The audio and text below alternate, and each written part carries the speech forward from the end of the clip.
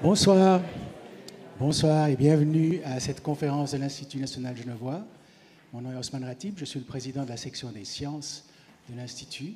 J'ai le plaisir d'animer et de recevoir nos conférenciers ce soir. L'idée était partie par notre comité en se disant, mais dans le fond, maintenant, dans certains domaines, on considère que les scientifiques sont des sorciers, sont des personnes malfaisantes. Mais dans le fond, quel est le lien entre un sorcier, une sorcière et un scientifique? Se demander la question, est-ce que les sorcières, ce n'étaient pas les scientifiques d'autrefois? Puis est-ce que les scientifiques d'aujourd'hui ne sont-ils pas quelquefois des sorciers et des magiciens? Alors on a cherché, on a eu le plaisir d'avoir deux orateurs ce soir, ce qui est exceptionnel, pour pouvoir couvrir ce domaine, dans deux aspects bien différents. Alors, le professeur Michel Porret, qui est là, et la photographe Anne Veufray, que vous connaissez probablement déjà, qui sont tous les deux qui ont accepté de venir animer cette conférence de deux points de vue assez différents. Alors, professeur Porret, c'est un historien, professeur ordinaire à la faculté de Genève, enfin maintenant il est professeur honoraire, d'abord libraire dans le début de sa carrière, qui a ensuite rapidement orienté vers l'archéologie, puis a suivi une formation d'historien avec des études à Pise, des études à Princeton, où il a fait sa thèse de doctorat. En 2003, il est promu professeur ordinaire à Genève. Il a poursuivi une carrière avec un nombre de publications et de livres sur des domaines très variés et très divers.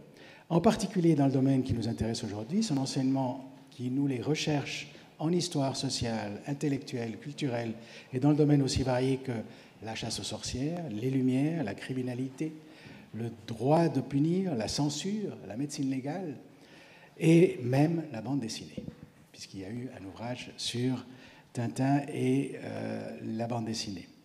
La conférence de ce soir porte sur l'histoire de l'Europe, catholique et protestante, avec plus de 100 000 procès et chasses aux sorcières nés à la Renaissance, qui s'atténue vers les années 1650 dans un contexte naturaliste de désenchantement du monde. C'est ça?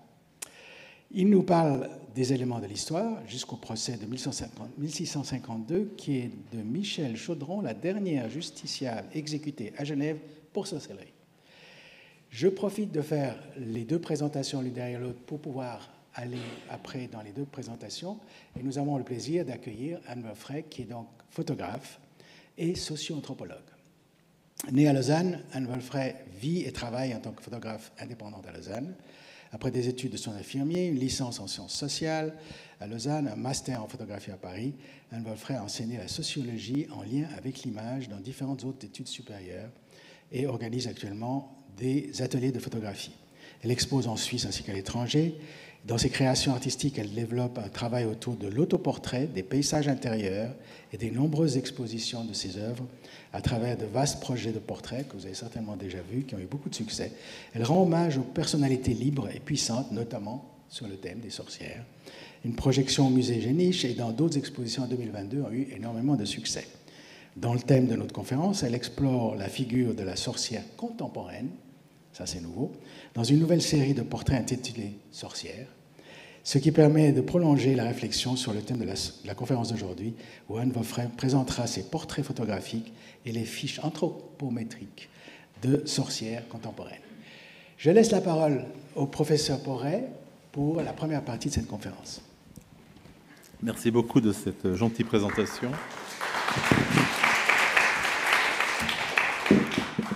Et bonsoir à toutes et à tous, et merci de prendre un peu de votre temps pour discuter, penser ensemble cette problématique liée au corps maléfique, au corps naturel de celle qu'on a appelée, et je vais faire très attention, parce que la sorcière n'existe pas et n'a jamais existé, on a qualifié des femmes et des hommes de ce terme extrêmement négatif, qui est un terme pénal, de sorcière et de sorcier. Donc je crois qu'il faut se souvenir que c'est un terme normatif, qui a servi simplement à désigner des individus qu'on a punis pour un crime imaginaire. Et vous savez qu'il y a une actualité, notamment féministe, de la sorcière, de la sorcellerie, qui est assez étonnante. Il y a une appropriation tout à fait bizarre de cette figure ancienne, et la plupart de ces femmes qui ont passé devant la justice auraient bien aimé jamais, je dirais, incarner cette figure de sorcière. Donc, pour discuter ce problème important du corps maléfique et du corps naturel, il s'agit de penser effectivement ce corps de la femme qui était accusé du crime imaginaire et capital de sorcellerie. Ce corps était-il surnaturel? Ce corps était-il naturel? Et on peut illustrer cette question en examinant deux images que vous avez devant les yeux. D'une part, sur votre gauche, le corps érotisé, sublimé de la femme sorcière, en état quasi orgastique, jeune ou âgée, et on la voit sur ce tableau, sur cette gravure de Hans Baldung Grien, qui est un peintre de la Renaissance, qui s'est spécialisé un peu dans la thématique sublimée de la femme sorcière. On la voit qui est prête à gagner le sabbat, qui est en train de soindre d'un onguent corporel et qui incarne dans ce visuel, dans cette iconographie renaissante, qui incarne évidemment ce qu'on peut appeler la luxure féminine dans une nullité tentatrice.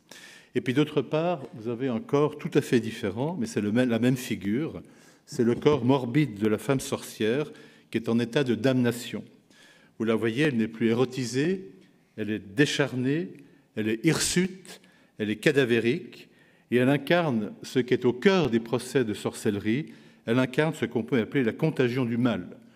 Et cette sorcière, vous pouvez la rencontrer aujourd'hui, puisqu'elle orne le piédestal de la colonne baroque de la peste qui est dressée au centre de Vienne en 1693 sur l'actuel Graben. Donc voilà deux images totalement opposées qui montrent à quel point, je dirais, il y a une ambiguïté sur cet imaginaire de la femme sorcière.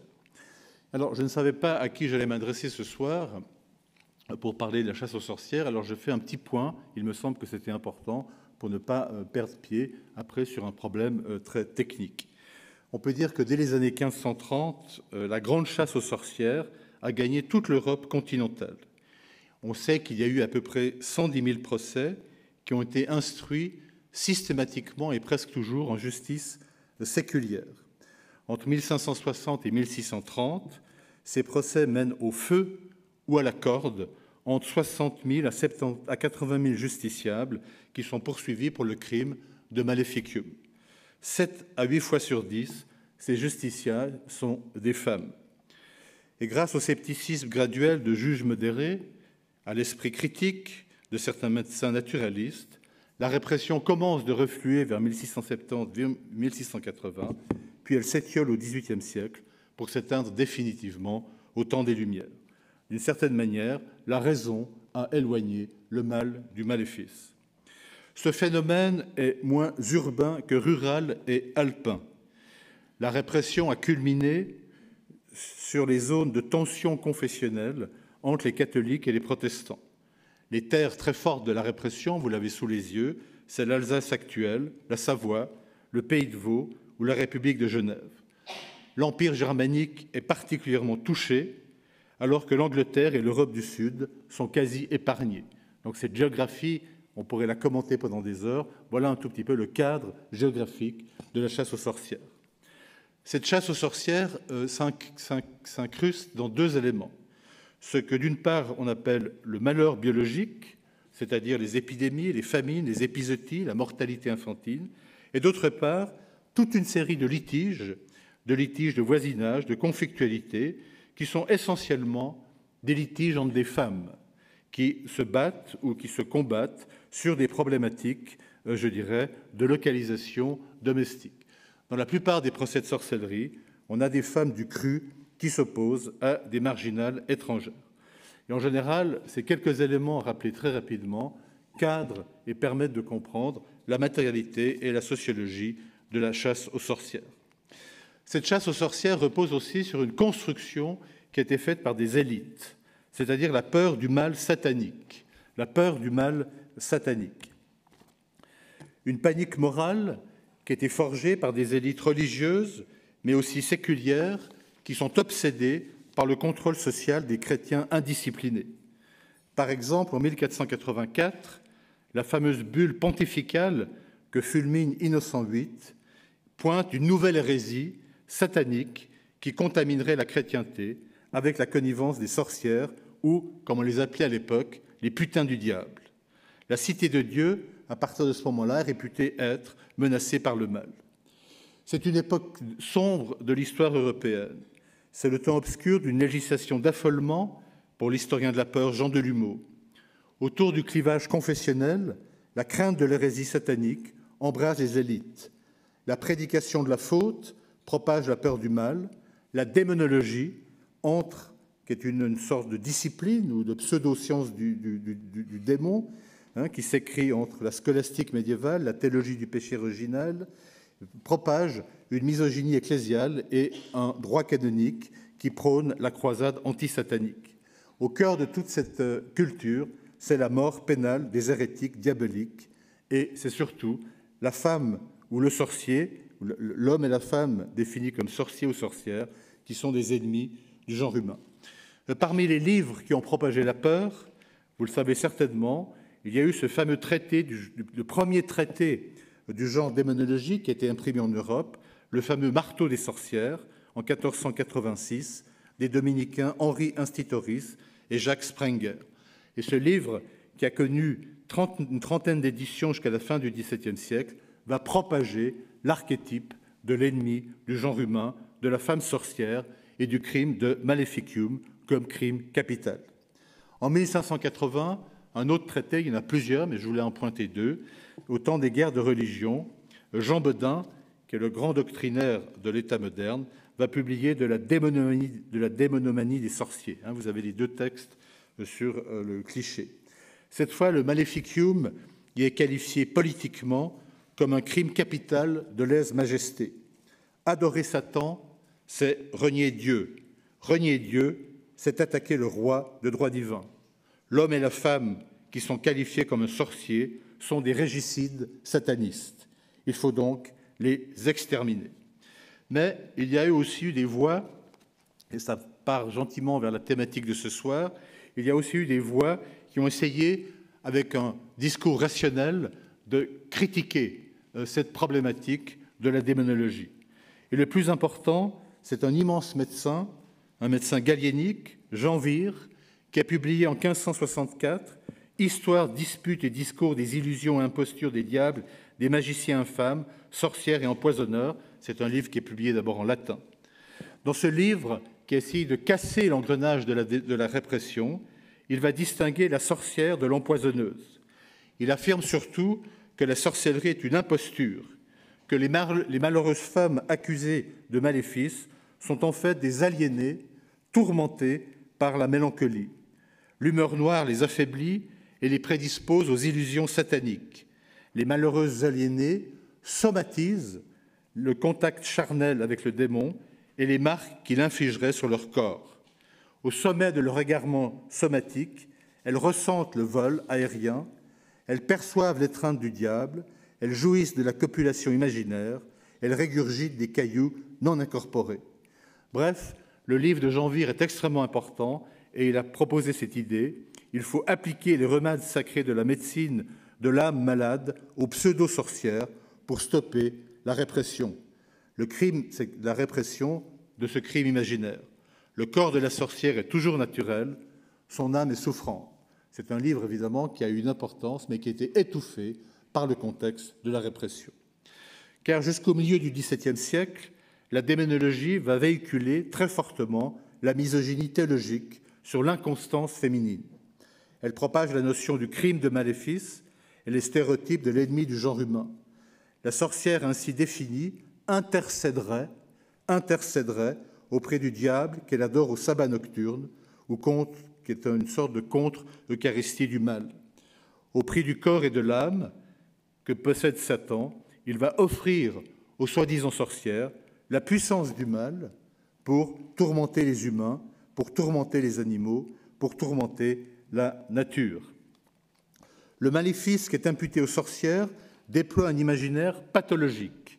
C'est très intéressant de voir qu'il y a à la fois la contamination du mal moral et elles sont responsables d'une contamination d'un mal physique. Et cet imaginaire pathologique est essentiellement celui de la stérilité. Elle provoque l'impuissance des pères et ou l'infertilité des mères, elles épuisent la force vitale des nouveau-nés, elles tarissent les puits, elles flétrissent le blé avant la moisson, elles font crever le bétail, etc.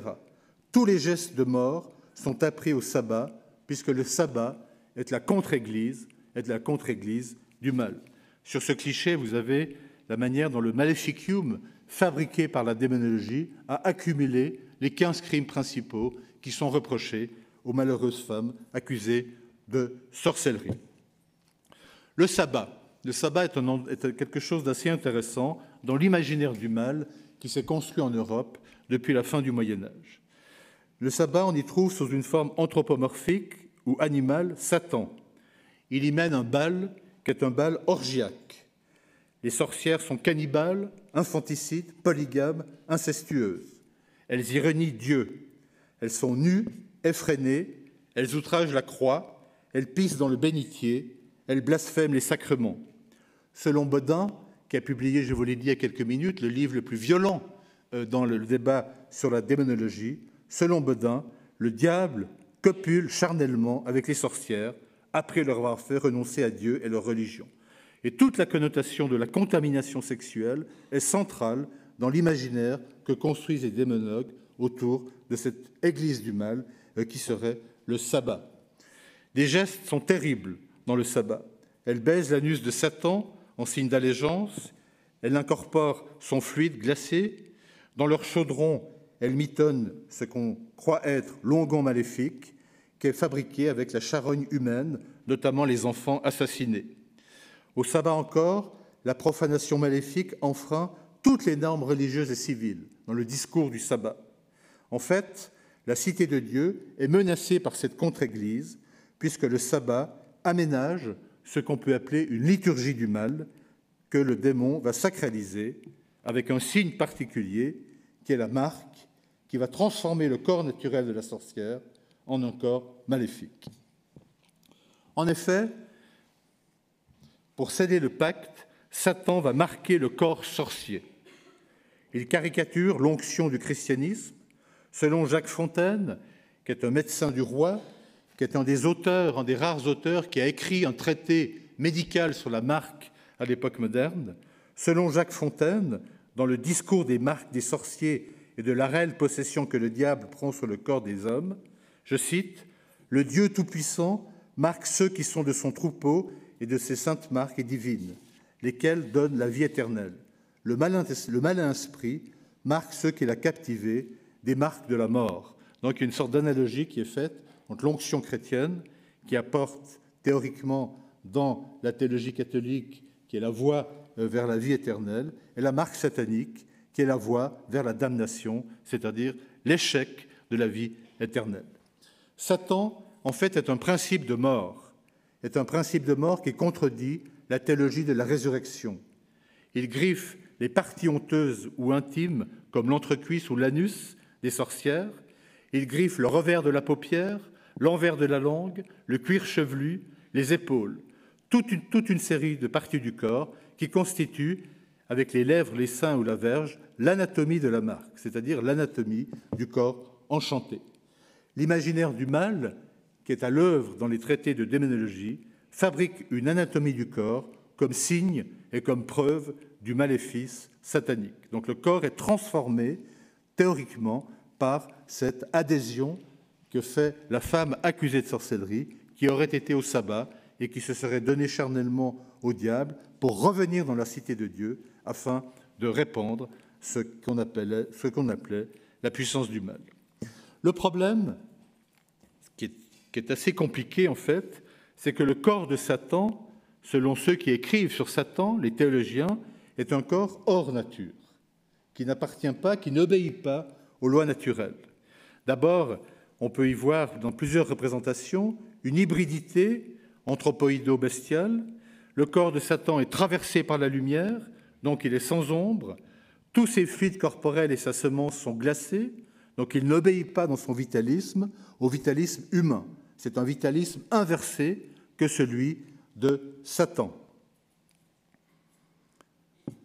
Outre son tempérament métamorphique et évanescent, le corps surnaturel du diable se déplace dans les airs, comme les sorcières d'ailleurs, lorsqu'elles chevauchent leur balai la nuit pour gagner la contre-église du sabbat. Souvent sous forme d'un bouc lubrique, avec des ailes de chauve-souris, Satan incarne un principe en fait. un principe du mal. Il n'incarne pas quelque chose qui existe en 3 dimensions, il incarne un principe du mal, celui justement du mal évanescent, dont la présence, pour les théologiens, pour les démonologues, dont la présence est universelle et contre lequel il faut lutter avec toutes les armes que peut offrir le droit dans la cité de Dieu. Maintenant, le problème du stigmate de la marque. Le stigmate infligé au sabbat va dénaturer doublement le corps touché, dont certaines parties périssent en devenant insensibles et exsangues. Selon le discours démonologique sur la marque, Satan est la puissance de néantisation, de damnation, de corruption physique. Ce qu'il touche dépérit. Le stigmate diabolique assèche 2 principes vitalistes du corps humain naturel, la sensibilité et la fluidité hématique. L'attouchement du diable assèche et, je dirais, ne provoque plus l'hémorragie du sang sur le corps touché. Avec la marque comme stigmate du mal, le corps naturel de la sorcière se mue en corps enchanté. Le problème, c'est que lorsqu'on arrête une femme qui est accusée de sorcellerie par ses voisines, comment prouver cette alliance charnelle du mal? Et c'est là qu'entre, je dirais, qu'entre en jeu le problème du procès et de l'expertise médico-légale du corps enchanté de la sorcière. Le procès séculier de la sorcière, dans toute l'Europe, suit les normes de ce qu'on appelait la procédure inquisitoire. Écriture judiciaire, autorité du juge et surtout, des expertises médico-légales, des corps, des expertises matérielles, des objets. Et s'y ajoute, dans la procédure inquisitoire, qui est la procédure des justices séculières, s'y ajoute évidemment la torture comme moyen probatoire d'arriver à l'aveu. Et toute cette culture se met en place pour fabriquer ce qu'on appelle une sorcière, qui est revendiquée maintenant comme un mot émancipateur d'une manière extrêmement curieuse. L'incrimination de la sorcière est donc une machine à forger la culpabilité, notamment quand la certification de la marque satanique non naturelle va justifier la torture avant l'exécution. On l'a dit, au sabbat, Satan transforme le corps naturel en corps enchanté. Les stigmates insensibles et anémiques établissent la suggestion maléfique. Or, évidemment, il n'existe aucune preuve directe du crime imaginaire de sorcellerie. Qui peut imaginer que la justice de l'époque ou la police de l'époque saisisse un sabbat en flagrant délit? Ça n'existe pas. Il n'y a pas de matérialité de sabbat, il n'y a pas de sorcière. Toutefois, la certification judiciaire du corps maléfique est impérative, puisque la majorité des procès en sorcellerie reposent sur la mise en preuve, soit l'authentification médico-légale du corps non naturel, du corps marqué par la sorcière. Donc il y a une problématique qu'on appelle la recherche de la marque, la recherche judiciaire de la marque.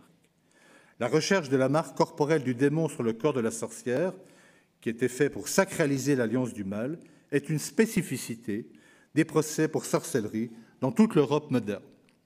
Les dossiers judiciaires que vous pouvez consulter, par exemple, aux archives de l'État à Genève, les dossiers judiciaires certifient, je dirais, cette recherche, cette expertise du maléfice organique.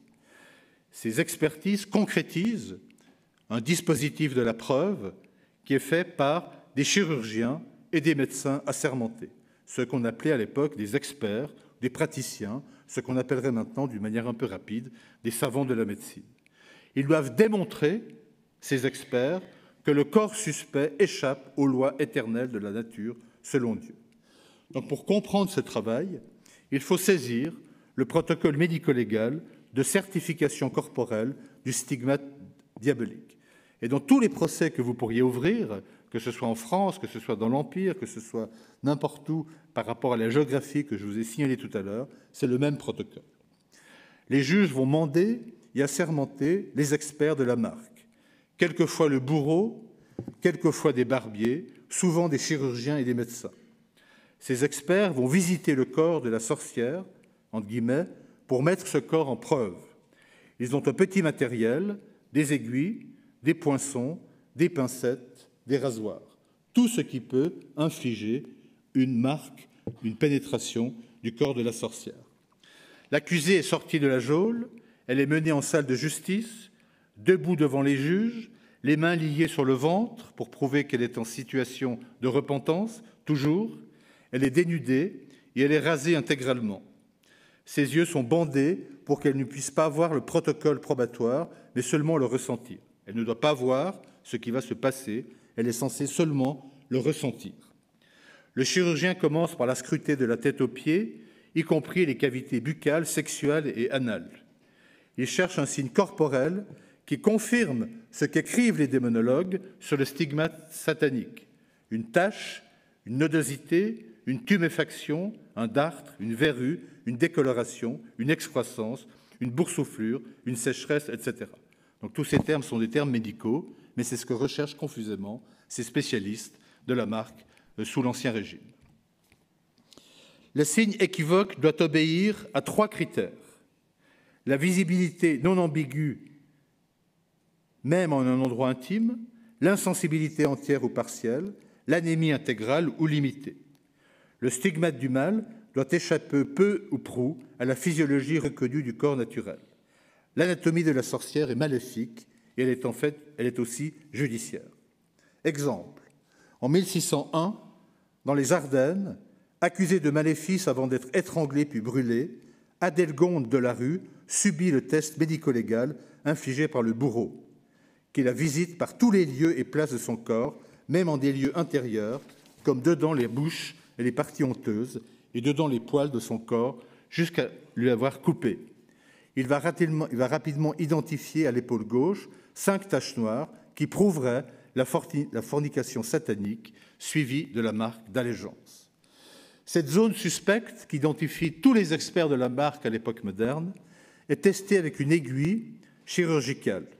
Cette aiguille chirurgicale est enfoncée plus ou moins profondément selon la disposition anatomique. L'insensibilité et la non-hémorragie prouvent le mal. L'inverse stoppe parfois le procès. Exemple, 1660, juridiction de Montbéliard. Le bourreau visite Élise Guyon, accusée de maléfice. L'ayant prise et saisie, dépouillée de ses habits et coupé les cheveux de la tête, après l'avoir piquée en quelque endroit des épaules ou du dos, où elle s'est montrée sensible, il lui a mis et enfoncé une grande épingle en un certain endroit au-dessous du dos, où paraissait une marque, comme celle d'une petite cicatrice, au milieu de laquelle paraissait un petit point noir. On ne va pas insister sur ce type de source. Il y a des milliers et des milliers d'expertises de ce type-là qui trouvent sur le corps d'une femme des signes qui correspondent aux 2 caractéristiques inventées par la démonologie, au nom du fait que lorsque Satan touche une femme, il y a des parties non hémorragiques et insensibles qui en naîtraient, et on pourrait multiplier évidemment ce genre d'exemples. On peut dire qu'à chaque fois, l'épreuve des aiguilles illustre le pouvoir que l'État exerce sur des individus diabolisés. Le monopole légal de la violence doit confirmer le désordre naturel du corps maléfique. Alors, pour arriver vers les conclusions, j'aimerais vous montrer, pour bien comprendre cette articulation entre recherche du corps naturel et du corps surnaturel, ce cas extrêmement célèbre de Michel Chaudron à Genève en 1652, qui est la dernière personne qui a été condamnée à mort et exécutée dans la République. C'est une Savoyarde qui a un passé de marginal, qui est veuve, qui est lavandière, qui est un peu guérisseuse et qui aurait bâillé le mal à tout autour d'elle. Bâiller veut dire donner le mal.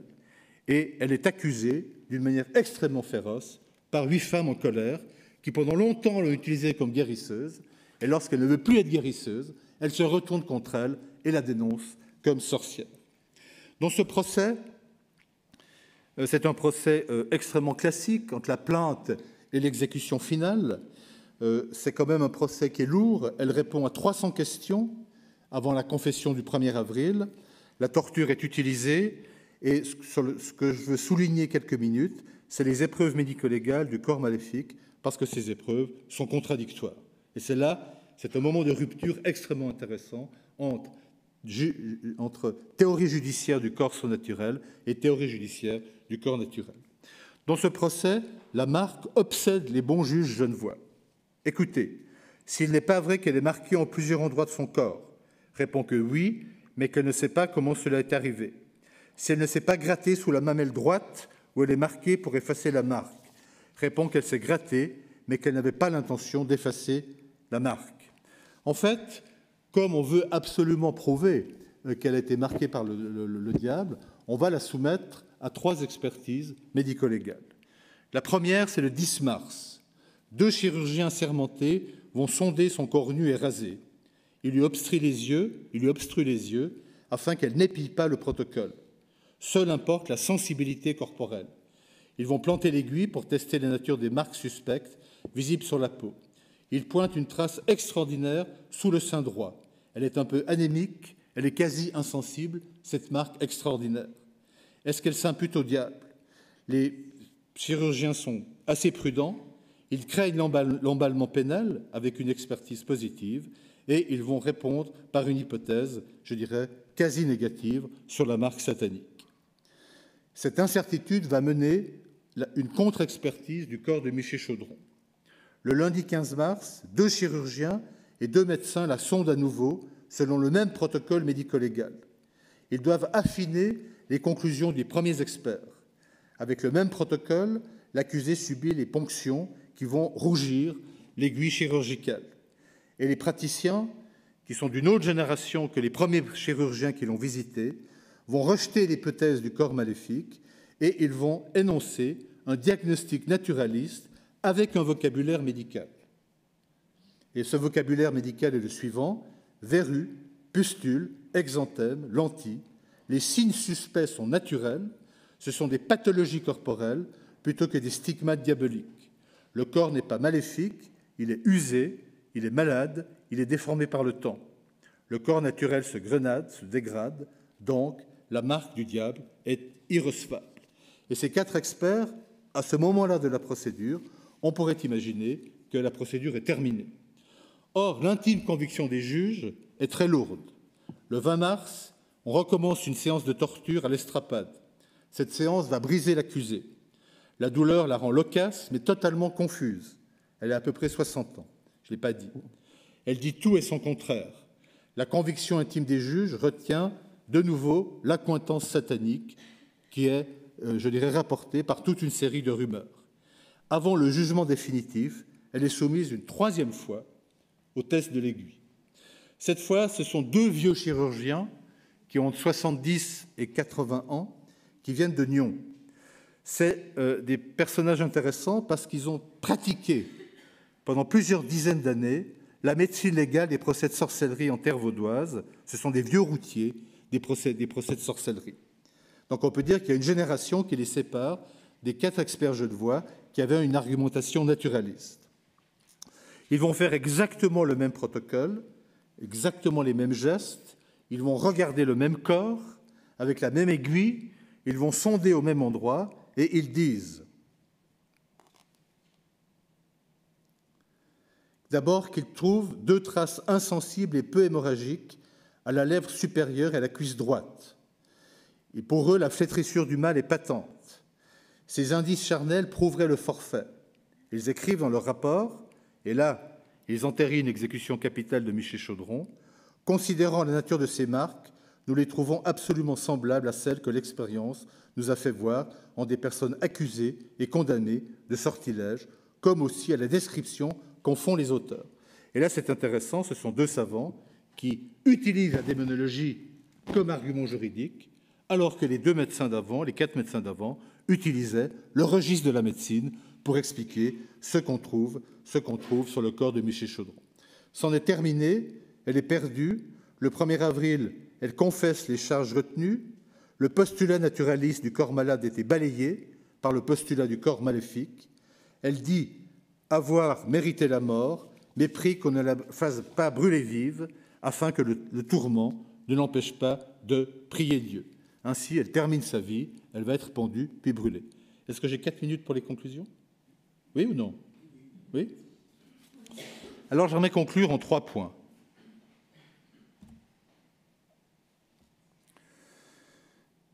Le cas historique de Miché Chaudron, je ne voulais pas le rappeler parce que c'est une obsession locale et épistémologique. Elle est exemplaire de quoi? Elle est exemplaire d'une prise de conscience. C'est le dernier procès possible à Genève. Après, c'est plus possible d'exécuter une femme pour crime de sorcellerie. L'hypothèse satanique est devenue complètement folle au moment de la crise de la conscience européenne qui commence dans les années 1660-1670. Donc c'est un procès de rupture. C'est un procès de rupture, mais qui montre quand même une prise de conscience, notamment dans le corps médical. Et en fait, ce qu'on trouve dans le procès de Michel Chaudron, c'est ce qu'avait magnifiquement montré dans les années 68 Robert Mandrou dans un très beau livre consacré aux mêmes problématiques pour la France, où il montrait que les juges et les médecins, à partir d'un certain moment, en avaient marre des accusations de sorcellerie portées par des femmes et qu'il fallait trouver des arguments différents pour bloquer ces accusations abominables qui envoyaient des femmes sur le bûcher. Donc c'est un moment de prise de conscience, une rupture. On peut dire que la recherche du point insensible va tracer une frontière épistémologique et morale entre ceux qui adhèrent encore à l'argument traditionnel du surnaturel, les médecins du Pays de Vaud, et ceux qui prônent la modernité naturaliste, les 4 experts genevois, autour du même corps examiné. C'est ça qui est important. Autour, je dirais, avec le même protocole, s'esquisse une double anatomie juridique, ou s'esquissent 2 anatomies juridiques. D'une part, l'anatomie maléfique, de l'autre, l'anatomie biopathologique de l'accusé. D'une part, la cicatrice du mal, de l'autre, la plaie naturelle. Il n'y a pas de grande rupture épistémologique, il y a simplement quelque chose qui change à ce moment-là, c'est qu'on va regarder le même objet et on va poser des questions différentes. On peut dire que, finalement, la tension épistémologique entre le surnaturel et le naturel ne procède pas d'une innovation technicienne ou d'une avancée scientifique ou d'une révolution expérimentale. S'il y a un progrès qui se mesure dans le recul de la répression de la sorcellerie, grâce à des médecins et des juges éclairés, il ne se jauge pas en termes d'une avancée scientifique. Ce n'est pas une avancée scientifique qui a lieu à ce moment-là. Ça veut dire que simplement, puisque ces experts traditionnalistes et les experts sceptiques suivent le même protocole pour l'anatomie du point sensible, simplement, ils ne voient pas la même chose. Il y en a qui voient une marque qu'ils apparentent à l'index de la démonologie, et d'autres voient une marque qu'ils apparentent à l'index de la médecine. Mais il n'y a pas de grande différence, je dirais, dans leur technicité. Ça me semble très intéressant de voir qu'à la fin du XVIIe siècle, 2 systèmes de connaissances s'affrontent, celui enchanté de la balafre satanique, celui pathologiste de la lésion cutanée, de l'herpès, de la tache native, de la bulbe, de l'ulcère, de la tumeur dermique. Le débat sur le corps surnaturel ou naturel de la sorcière ou de la sorcier ou du sorcier n'est pas terminé avec la fin de la chasse aux sorcières. Et je terminerai avec cet exemple qui est extrêmement intéressant. Au XIXe siècle, les aliénistes font ce qu'on appelle un exercice de médecine rétrospective. Cette médecine rétrospective, elle s'effectue notamment sur une voie scientifique qui était ouverte par Charcot. Les aliénistes de la Salpêtrière vont apparenter la sorcellerie à l'aliénation, avec une nosologie qu'ils construisent, qui est celle de la démonopathie.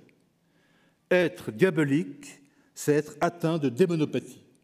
Si les juges et les médecins d'Ancien Régime avaient connu cette catégorie que les aliénistes inventent, ils n'auraient jamais envoyé les femmes et les hommes sur le bûcher, ils auraient fait ce que Jean Vire demandait, les examiner pour soigner leur âme tourmentée. Et en fait, ce qui est extrêmement intéressant, c'est les analogies qui se construisent entre les 2 catégories.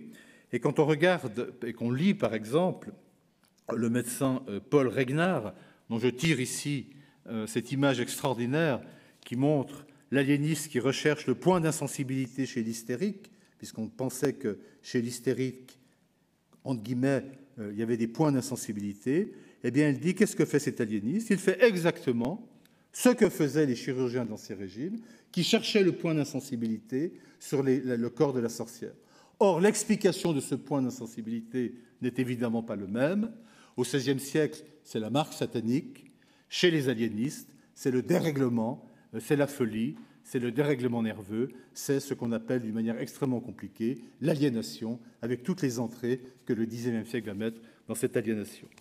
Donc il y a véritablement, à la fin du XIXe siècle, avec ce regard rétrospectif, ce retour à Jean Vire d'une certaine manière, et c'est comme ça que je conclurai, il y a cette idée que la possession satanique résulte de la grande hystérie que bien évidemment les juges du XVIe ou du XVIe ou du XVIIe siècle ne pouvaient pas connaître, puisque la catégorie n'était pas inventée, elle était inventée par les aliénistes qui avaient besoin de cette catégorie pour diagnostiquer dans certains comportements de femmes quelque chose qui était lié à un déséquilibre de l'équilibre humoral entre le corps et l'âme, un déséquilibre nerveux, etc.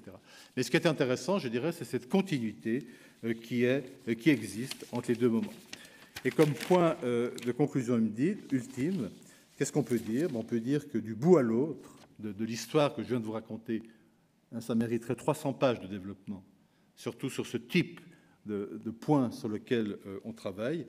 On peut dire que du bout à l'autre, le corps soumis finalement de la femme comme objet juridique ou comme objet thérapeutique, parce que dans les procès de sorcellerie, c'est un objet juridique, dans les affaires d'hystérie au XIXe siècle, c'est un objet thérapeutique, eh bien ce corps de la femme suscite, multiplie des spéculations normatives autour soit du tempérament satanique, j'espère que vous avez compris comment ce tempérament satanique se construit, ou autour du naturalisme pathologique, qui serait une des explications ultimes qu'on a fait pour essayer de comprendre ce qui était une femme accusée de sorcellerie et qui jamais, dans la postérité, si on avait pu les entendre, aurait aimé qu'on utilise aujourd'hui, dans une récupération médiatique et morale absolument invraisemblable, le terme de sorcière. Je vous remercie.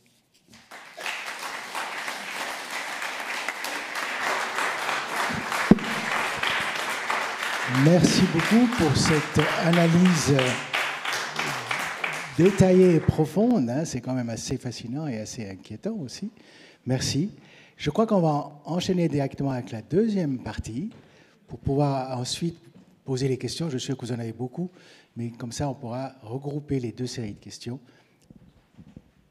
Et je donne la parole à Anne Vollet. Vous allez avoir le... Cliquez sur le petit... Je l'ai là. Il est où, c'est tout? Attends. J'ai plus le cadre.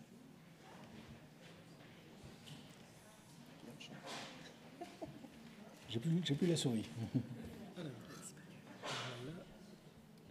Ah, elle était là-haut. Merci.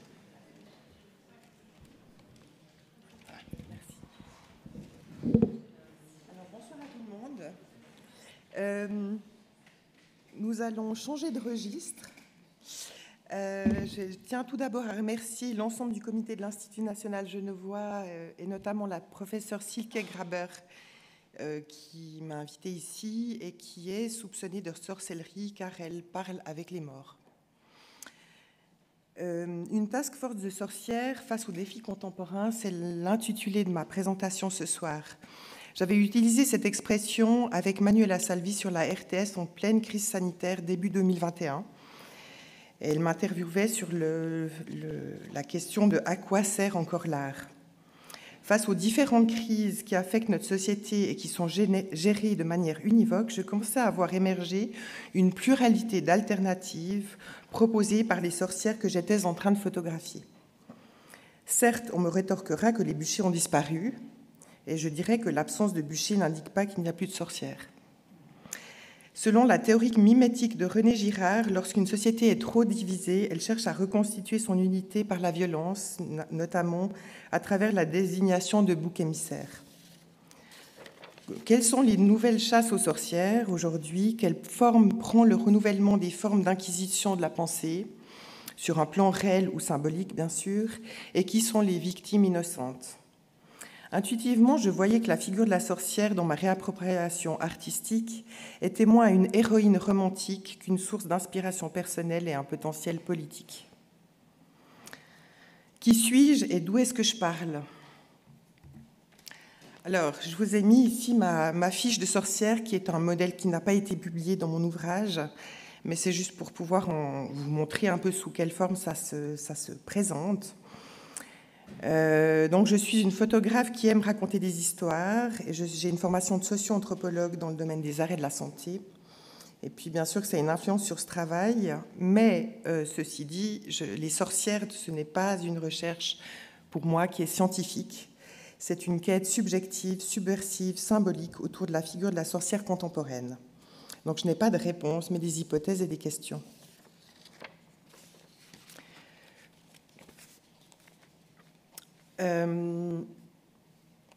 Apparu à la naissance du capitalisme, comme décrit bien Silvia Federici dans Caliban et la sorcière, les bûchers ont été l'expression de contrôle et de purification du corps social face aux dangers réels ou supposés de femmes puissantes. Comme tout processus de stigmatisation, celui de la construction de la figure de la sorcière, identifier, accuser, torturer pour obtenir des aveux et détruire, a la peur comme motivation. On assista alors, par les pouvoirs en place de l'époque, politiques, médicaux, judiciaires et religieux, à la création d'une fable, une croyance, une fake news, on dirait aujourd'hui. Les puissants réussirent à faire croire à la population à l'existence de sorcières qui la nuit s'envolent sur leur balai pour rejoindre les orgies de Satan. Les officiels, avec le consentement de presque tout le monde, mirent en place un système délirant de chasse contre les dissidentes. Quelques rares intellectuels s'insurgèrent en vain contre les bûchers. Le complexe de la sorcière. Nous questionner sur notre propre complexe de la sorcière, c'est le titre d'un livre de Isabelle Sorrente, qui a pour thèse que tous nos ancêtres ont été témoins ou victimes plus ou moins directement des bûchers. Et cette question continue de travailler en nous au fil des générations, consciemment ou non. Donc j'avais décidé de raconter tout cela en images, mais je ne savais pas comment faire. Alors, en fait, j'ai fait un rêve. Donc, grâce à ce rêve que j'ai dessiné à mon réveil, j'ai vu un signalement photographique, une photo de profil et de face, et une fiche anthropométrique selon le modèle d'Alphonse Bertillon, qui est créateur de l'anthropométrie judiciaire en 1882. Donc, c'est une sorte de rêve socio-anthropologique. Son portrait pour une fiction subversive et facétieuse. Donc ça, c'est l'image de couverture de mon livre qui a été coédité avec BSN Press fin 2022, tout récemment. Durant 4 ans, j'ai réalisé le portrait d'une centaine de personnes, 80% de femmes, 20% d'hommes, quelques enfants et un chien, reflétant plus ou moins la proportion historique des exécutions. J'en parlerai au féminin de ces personnes qui auraient pu, en d'autres temps, être suspectées de crimes de sorcellerie. Les objectifs de ce travail... Alors pour moi, c'était vraiment de nous interroger sur notre plus ou moins grande part de sorcellerie. J'ai reçu un article de Daniel Fattore qui dit que c'est peut-être aussi nous interroger sur notre plus ou moins grande capacité à dresser des bûchers. Et je trouvais que les deux faces de cette même médaille, en fait, étaient intéressantes, à la fois sorcière ou à la fois inquisiteur. Fabien Ribéry, quant à lui, écrit sur mon travail « Anne Veufray a imaginé un dispositif permettant de questionner de façon glaçante, mais aussi ironique, voire drôlatique, ce chef d'accusation facile permettant de jeter à la vindicte populaire les indésirables du moment. On ne sait jamais sur quel pied danser, tout est-il joué ou faux, quelle est la part de simulacre, d'invention, de satire ?» Donc je vais tenter de vous faire un petit portrait robot des inclassables. De tout temps, donc, elles fascinent ou agacent dans la mesure où elles dérangent l'ordre établi, certes rassurant, mais perçu de plus en plus comme inefficace. À mes yeux, il existe un continuum d'intensité au sein de la notion de sorcière contemporaine, comportant des nuances, des spécificités personnelles et des contradictions.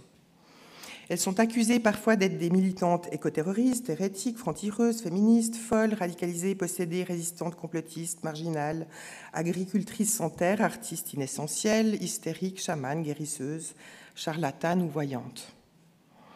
Je les vois comme des modèles inspirants de bifurcation concrète, de modes de vie radicalement autres, d'imaginaires alternatifs désirables, d'utopies joyeuses.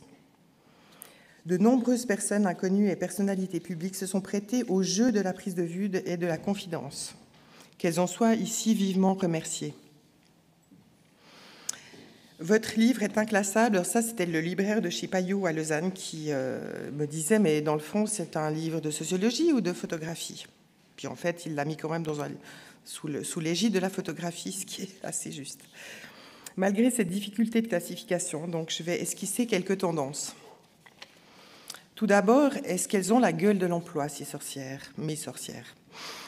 Quels sont les stéréotypes de la figure de la sorcière? Alors en fait, je me suis rendu compte très vite que les préjugés étaient très vivaces, parce que quand je montrais les premières photos, les gens me disaient « celle-ci oui, celle-ci non, celle-ci oui, non ». Bon. Donc j'étais assez surprise que les personnes à qui je montrais ces images avaient l'idée que la catégorie finalement était tout à fait recevable. Comment ai-je chassé mes suspects? Dans mon entourage proche tout d'abord, puis sur dénonciation en fait, à l'aide de la délation. Donc en fait, à peu près tout le monde aurait pu participer ou n'importe qui. Elles aiment jouer, transgresser les normes de genre, se travestir de manière réelle ou symbolique. Féministes clairvoyantes, adorent toutes les formes d'émancipation. Elles se moquent des codes, des modes et du qu'en dira-t-on. Comment se situe-t-elle entre médecine et sorcellerie? Nous assistons à une lutte idéologique entre une confiance dans l'art du soin, les humanités, et une foi aveugle dans le progrès, qui tourne parfois au scientisme, voire au transhumanisme, qui nous sauverait de notre mort. Par exemple, elle considère les chercheurs des laboratoires de gain de fonction génétique comme des apprentis sorciers dont on ferait bien de se méfier. Aux industries pharmaceutiques chimiques, elle préfère la pharmacopée de Dame Nature. Elle dit qu'avec autorité, elle déclame parfois à haute voix une formule magique. Elle a un grimoire et se soigne avec des tisanes et des baumes faits maison. Selon l'anthropologue Jeanne Favre-Sada, la sorcellerie est une thérapie traditionnelle, une cure avec des cartes, des pratiques rituelles. C'est dans son travail « Les mots, la mort et les sorts » en 1977. Elles apprécient les médecines alternatives, complémentaires, intégratives, phyto, éco ou ethnomédecine. Un exemple de complémentarité entre médecine classique et sorcellerie, c'est que, par exemple, aux Chuves, lorsqu'un grand brûlé arrive, ils appellent en fait la sorcière ayant le secret pour couper le feu. Elles ont développé aussi un rapport privilégié avec la mort. Les chamans, là je cite, les chamans, les hommes et femmes médecines, les vrais thérapeutes contemporains ont navigué et savent naviguer entre le monde des vivants et le monde des morts pour transporter dans les deux directions des informations qui peuvent aider à mieux vivre quand on est mort et à mieux mourir quand on est vivant. Professeur Christian Arnsberger dans l'existence écologique. Elles convoquent, discutent, négocient, ritualisent les relations avec leurs morts, selon Isabelle Stengers, philosophe. Finalement, quel rapport entretiennent-elles avec l'écologie aussi?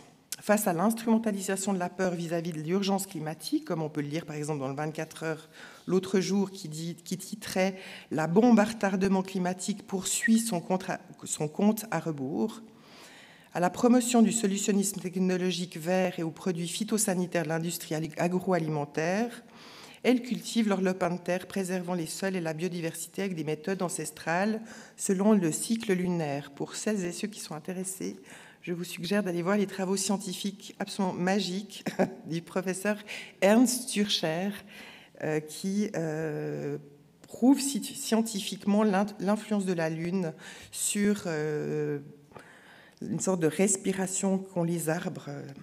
C'est tout à fait étonnant. Face à la finance verte, l'argent numérique et le fétichisme consumériste, elles boycottent, paient en liquide, troquent, pratiquent le don. Elles vivent selon une sobriété volontaire qui fait envie. À la tentation de gouvernance algorithmique de la société, dont la professeure Solange Guernauti parle souvent, elles refusent ce solutionnisme technologique des politiques, contournent le panoptique de la surveillance en préférant la sobriété numérique. Donc vivent la transmission de pensée, la téléportation, la télépathie, la transe et l'intuition. Pacifiques comme la foudre, à la guerre des étoiles du bien contre le mal, elles arment leur esprit critique, se battent pour une solution diplomatique pacifique, flower power, et refusent de marcher au pas. Inspirées par Starhawk, féministes et sorcières néo-païennes, antimilitaristes, antinucléaires, puis altermondialistes et écologistes, qui a écrit « Rêver l'obscur ». Ont-elles l'audace d'une liberté de pensée? Elles ne supportent pas les discours manichéens, font du bien, mal, pro, anti, pur, impur, bon, méchant. Lorsqu'on leur dit « c'est pour votre bien », elles exercent leur discernement, cultivent leur esprit critique et lisent une grande diversité de médias alternatifs, car sont très peu moutons de panurge. Coco Chanel disait « L'acte le plus courageux reste de penser par vous-même » et ma mère l'appréciait beaucoup. Face à la tentation idéologique orwellienne d'imposer une vérité unique rassurante grâce aux contrôleurs de vérité plus ou moins légitimes, qui s'arrogent le droit de discréditer, censurer, shadowbanner les pensées alternatives, elles osent, grâce à leur grande gueule, dire tout haut ce que les autres pensent tout bas, remettre l'église au milieu du village ou même ruer dans les brancards. La sécurité a remplacé la liberté face au terrorisme, au virus, aux manifestants de tous ordres, mais ne jamais cesser de pratiquer la liberté, même si cela fait peur, et ça c'est le conseil de François Sureau dans un tract récent chez Gallimard. Que pensent-elles du politique et de la démocratie d'ailleurs? Elles sont allergiques au politiquement correct, à l'autoritarisme, sont féroces contre l'injustice. Elles osent questionner le pouvoir, débattre, exercer la désobéissance civile ou passer leur chemin. Elles sont insensibles à la pédagogie politique infantilisante, par exemple la technique du nudging, dont parle la philosophe Barbara Stiegler. Elles fonctionnent hors punition, délation ou récompense, même si parfois ces faits emprisonnés pour refus de porter l'uniforme fut fichés ou considérés comme espionnes. Après le scandale d'ailleurs des fiches de la Confédération et la société de surveillance algorithmique actuelle, faciale, numérique, biométrique, elles se font amender pour troubles à leur public, vont et viennent sans papier ou passent sous les radars. L'art comme sorcellerie, selon Barbara Polla, qui écrit ma préface, c'est l'un des rôles des artistes que de proposer de nouveaux mythes. Selon moi, l'art est aussi une pratique alchimique qui vise à transmuter la réalité sociale et politique. C'est un espace de liberté pour donner à penser le monde, créer des imaginaires désirables et émancipateurs, car créer, c'est résister, comme le disait Gilles Deleuze. Sont parfois accusées d'avoir trop d'imagination et elles font de leur vie une œuvre d'art. Vers un changement de paradigme désirable, et je crois que je serai à peu près à la fin de ma présentation. En conclusion, donc, c'est comment échapper au dispositif menant au bûcher. Et peut-être en créant une task force de sorcières pour développer un champ des possibles désirables. Si l'on en croit la thèse du professeur Maffezoli, sociologue dans Le Temps des peurs, il développe quelque chose de très intéressant qui dit que la science officielle actuelle montre la prééminence du matérialisme, de la quantification, du rationalisme, une foi dans la religion du progrès, de l'individualisme compétitif et du consumérisme. La séparation corps-esprit, nature-culture, matériel-spirituel, et tout ça entraîne une forme de désenchantement, littéralement, si on retraduit de l'allemand, une sorte de démagification du monde, selon Max Weber. Or, la sorcellerie, dans sa version sous-jacente et officieuse, animerait la société grâce à un désir de sensualisme, d'enthousiasme, de vision holiste, à travers un retour au symbolique, au spirituel, au sacré, un retour également des tribus, des liens et des communs. Et grâce à ça, il y aurait donc un ressurgissement de l'imaginaire et un réenchantement du monde. Merci pour votre attention. Le temps passe, on a eu des présentations vraiment impressionnantes et très intéressantes. Je vais donner quand même une ou deux questions quand même, avant de passer à côté, prendre un petit verre et puis éventuellement continuer à discuter avec nos orateurs. Est-ce qu'il y a une question brûlante, précise? Oui, allez-y. Bonsoir et merci de cette conférence. J'aimerais demander au professeur, mais aussi à vous gentiment. En effet, j'ai plusieurs questions. La première, par rapport à la sensibilité, parce que les sorcières, elles ont un don, un talent, c'est lui de sentir plus des autres, d'avoir accès à plusieurs mondes, bref. Alors, je ne comprends pas pourquoi elles étaient accusées d'insensibilité. Et je trouve que peut-être que je n'ai pas compris dans les procès pourquoi être insensible était un signe de avoir un rapport avec un Satan. Voilà. Ça, c'est la première question. Je peux poser la deuxième aussi? Je peux poser la deuxième? En effet, vous avez dit que l'émancipation du jugement n'était pas due à un progrès dans les sciences et dans les techniques par rapport au jugement des femmes, mais était, je n'ai pas compris, dû à quoi. En effet, cet affaiblissement, disons, du droit envers les femmes était dû à quoi dans cette période? C'est ça que je me demande. Est-ce que c'était dû à la réforme protestante? Est-ce que c'était dû à une réforme philosophique à la base, une courante contraire à l'Inquisition? Quelle raison s'appuie à ces changements de critères, des paramètres juridiques? Merci beaucoup. Merci.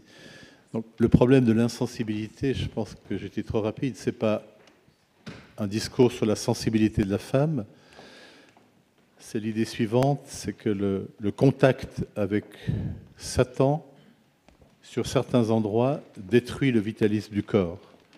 Donc le corps perd ses capacités naturelles, les plus fondamentales étant la sensibilité et puis la circulation sanguine. Donc ce n'est pas la sensibilité d'une femme par rapport à l'extérieur, c'est le corps qui serait touché et qui, d'une certaine manière, je prends un mot très violent, serait gangréné et dépérirait à l'endroit où il était touché. C'est ça, c'est la sensibilità del corpo, non la sensibilità dell'anima verso l'esteriore. Donc c'est cette sensibilité-là. C'est-à-dire qu'il y a l'idée que l'attouchement satanique, finalement, putréfie une partie du corps microscopique. Donc le corps n'obéit plus aux lois de la nature. Maintenant, l'autre partie, c'est évidemment, on peut en discuter pendant des heures. D'abord, l'Inquisition n'a presque pas poursuivi de sorcières et de sorciers. Ce n'est pas un problème d'Inquisition, pour une raison très simple. Et d'ailleurs, c'est un des malentendus de plus autour du dossier de la chasse aux sorcières. Pour les inquisiteurs, d'ailleurs, les endroits où l'Inquisition a la main sur la société, il y a très très peu de procès. L'Espagne, il y a très peu de procès. L'Italie, il n'y a quasi pas de procès. Il y a quelques procès, rarissimes. Les terres d'Europe où la justice est complètement séculière, c'est les pays, c'est les endroits où il y a le plus de procès.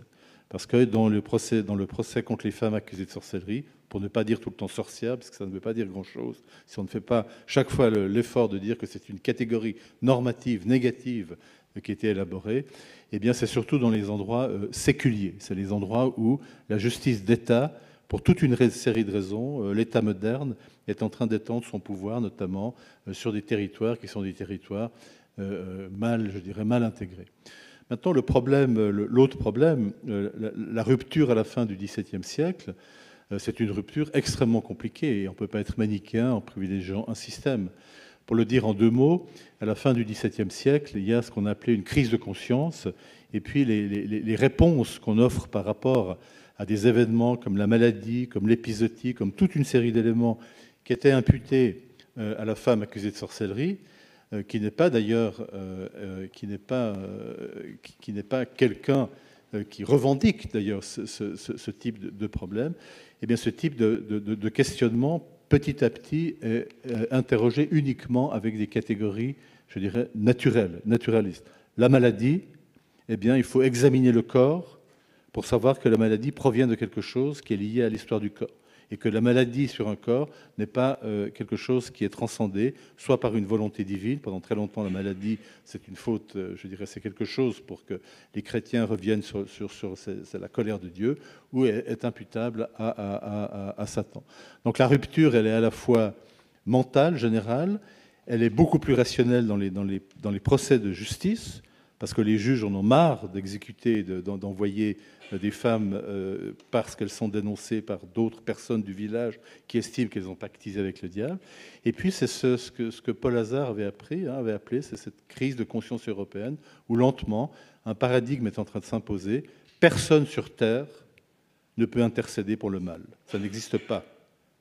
Et tant qu'on est dans cette peur qu'il y ait des individus qui peuvent intercéder pour le mal, on a une clé qui explique en partie la chasse aux sorcières.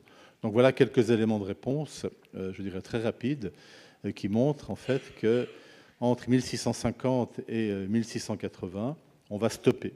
D'ailleurs, il y a un texte qui est extrêmement important, c'est 1681, c'est un édit royal des magistrats du roi qui dit c'en est terminé. Et on publie un édit en 1681 qui dit que toute personne qui dénoncera une autre pour crime de sorcellerie sera elle-même impliquée pour dénonciation calomnieuse. Donc il y a une rupture politique à un certain moment. Superbe. Encore une dernière question? Oui, je vous écoute. Oui, merci déjà pour aux deux oratoreuses. C'était super intéressant. Je voulais juste... donc j'avais une question pour le professeur. Donc selon les démonologues, on ne naît pas sorcier ou sorcière. On a fait un pacte avec le diable et donc la marque c'est comme un baptême, donc avec le diable. Donc tout le monde, en fait, ce sont des personnes. Ça n'existe pas. C'est un terme légal. C'est un terme légal juridique. Je propose que les gens intéressés, on va prolonger la conférence ce soir Non, c'était juste pour être sûr que c'était vraiment... Par un séminaire de 4 heures. Très bien, allons-y. Moi, je n'ai pas la réponse. Il y a une bibliographie colossale. Cette bibliographie, elle a eu des moments très particuliers. Il y a eu pendant très longtemps une bibliographie du 19e siècle, marquée par le livre de Michelet. C'était la sorcière romantique qui connaissait la nature, qui était là, qui allait cueillir les petites plantes, qui soignait, etc. Donc il y avait une espèce de mythification, de mystification même, de la nature féminine. Il y a eu une historiographie au XXe siècle jusqu'aux années 60-70. Le plus représentatif est un historien qui s'appelle Robert Muchamblé, qui faisait de la chasse aux sorcières l'outil, le rouleau compresseur de la naissance de l'absolutisme. C'est-à-dire qu'on avait besoin d'écraser l'Europe sous un modèle politique et tout ce qui ne marchait pas droit entrait dans les catégories de la chasse aux sorcières. Et puis il y a une nouvelle école historiographique que j'ai essayé un tout petit peu, mais je ne suis pas un spécialiste, de remplir, c'est de dire qu'il faut faire autre chose. Il faut aller chercher les procès de sorcellerie. Il faut voir qu'à chaque procès, il y a une plainte. Il y a un voisinage qui va déposer plainte. Il y a un enfant qui est malade, il y a une vache qui crève, il y a toute une série d'éléments qui sont imputés à l'idée qu'une marginale est là et peut intercéder pour le mal. Et qu'il n'y a pas un modèle collectif. Il y a une historienne à Lausanne qui fait des très très beaux travaux là-dessus et qui a montré que beaucoup de procès de sorcellerie dans le pays de Vaud, qui est une terre où ça flambe, hein, c'est un des pays en Suisse où il y a eu le plus. Si vous avez vu le film qui est sorti l'année passée, qui s'appelle « À mort la sorcière », on voit très bien la carte géographique. Le pays de Vaud est un pays extrêmement fort. Et d'ailleurs, ça revient à une de vos questions tout à l'heure. Il n'y a pas de différence entre les protestants et les catholiques. Les protestants exécutent des femmes accusées de sorcellerie. Les catholiques exécutent des femmes accusées de sorcellerie. Le seul endroit où ça résiste, c'est intéressant, il faudrait revenir, je dirais, c'est la bordure méditerranéenne dans laquelle la structure familiale est tellement forte que ce type d'accusation ne passe pas. Et pourquoi elle ne passe pas chez les inquisiteurs non plus? Parce que pour eux, l'hérésie satanique ne tient pas la route. Donc ça veut dire que ce qu'il faut faire, et on peut aller ensemble aux archives, c'est sortir chaque procès et regarder ce qui se joue avec, je dirais, cette catégorie qui a été forgée effectivement par des élites au XVIe siècle qui sont persuadées qu'après les grandes hérésies médiévales, il y a une nouvelle hérésie qui est en train d'envahir l'Occident, qui est le satanisme.